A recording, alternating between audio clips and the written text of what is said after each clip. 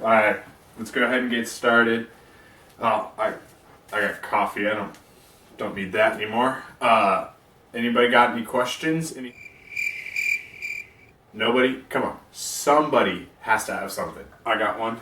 I guess just the whole lever topic I'm not fully understanding very well. I'm still a little confused. Ah, yes, levers. What a great place to start. Let's head into that. Anybody want to take a chance to explain that? I know one of you guys knows it.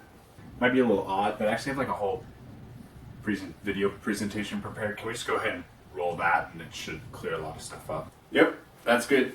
Go ahead and explain, Cameron. Hello, and welcome to class today.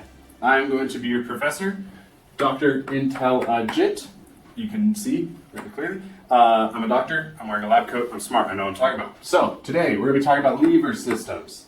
Lever, very important, remember that, write that down. So now if you come over here to this level, hold on, get the phone call, no problem. Sorry, very unprofessional, it's my boss, have to take it. Yeah, boss? No, what? No, you said that was correct. That's not correct? Alright, never mind, cut.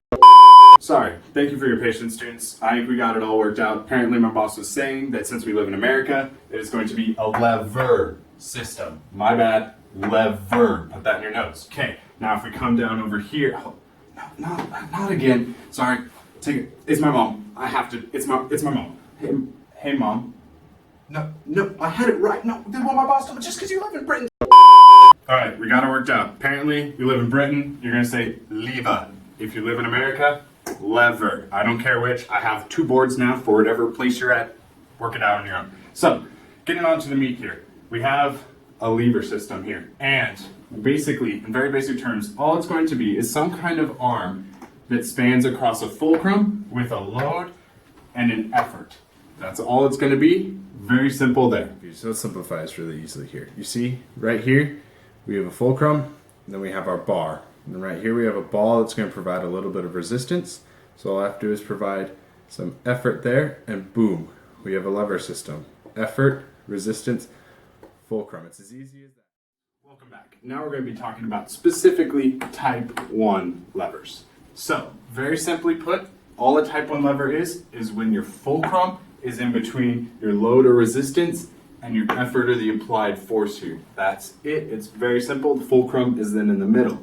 Now we need to talk about mechanical advantage too with this, which is basically all that's going to be is the effort arm right here over the resistance arm right here. Basically meaning the longer that your effort arm is, the bigger that this number is going to be. And if your effort is longer than your resistance, it's going to be greater than 1, meaning that it's going to be easier to move.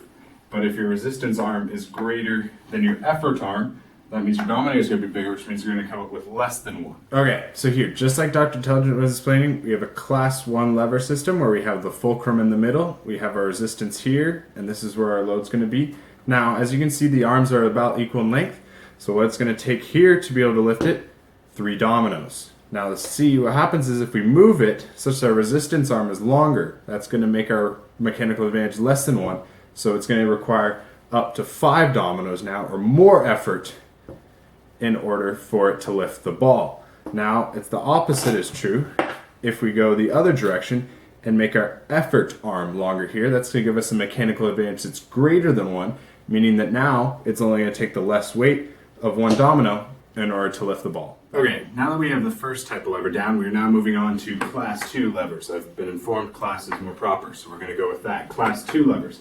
Now, all the differences here is now you have the fulcrum on the outside with the load in the middle. So the fulcrum's gonna be on one side, effort's gonna be on the other with the load in the middle.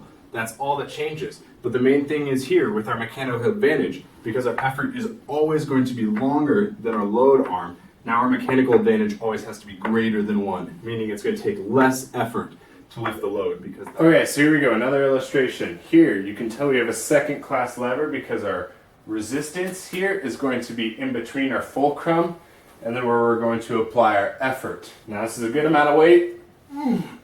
I can lift it, but it's fairly hard. Now if I come out here, give myself some mechanical advantage, boom, because of the length of the effort arm compared to the resistance arm, mechanical advantage is greater than 1, I can lift this no problem. All right, here we go, class. Stay with me. We're almost done. We're on to class 3. I know, creative names, 1, 2, 3. I didn't come up with them. But here's what we have going on here.